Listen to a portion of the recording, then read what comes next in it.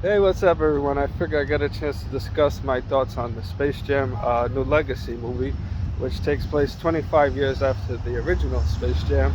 And of course, this time around, instead of Michael Jordan's character, you have a fictionalized version of LeBron James, who's trying to get his son Dom to kind of go down the basketball path like him, but his son wants to do like a different path, wants to be like involved in game design. And I would say one aspect I like about the story is dealing with the father and son uh, aspect, which I know something I can relate to.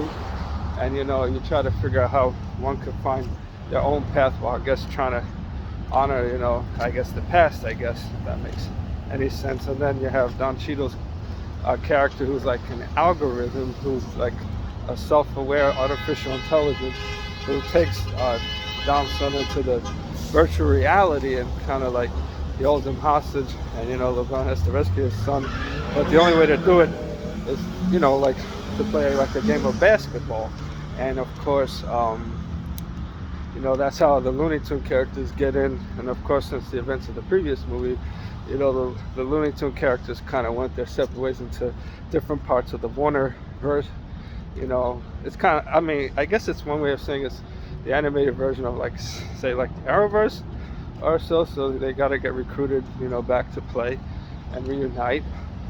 And that's how the story goes. And well, it's cool that the sequel, introduced Speedy Gonzalez, and of course the Granny character gets a much bigger role in the sequel. And of course, the fictionalized version of LeBron is actually a more likable character than the fictionalized version of Michael Jordan was. I mean, if there's any few downsides to it, I would have to say that maybe it was a little too much with the Warner Brothers marketing, since it kind of felt like it was a tool for like the HBO Max service, even though the throwbacks to like the popular franchises like The Matrix and of course Harry Potter and Game of Thrones are even mentioned, and even many popular characters.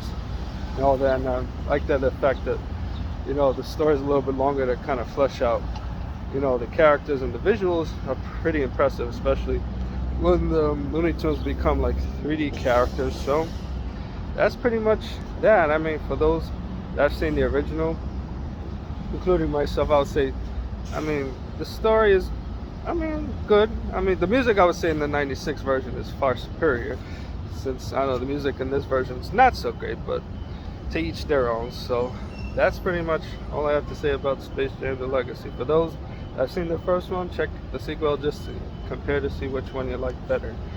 All right, everyone, thanks again.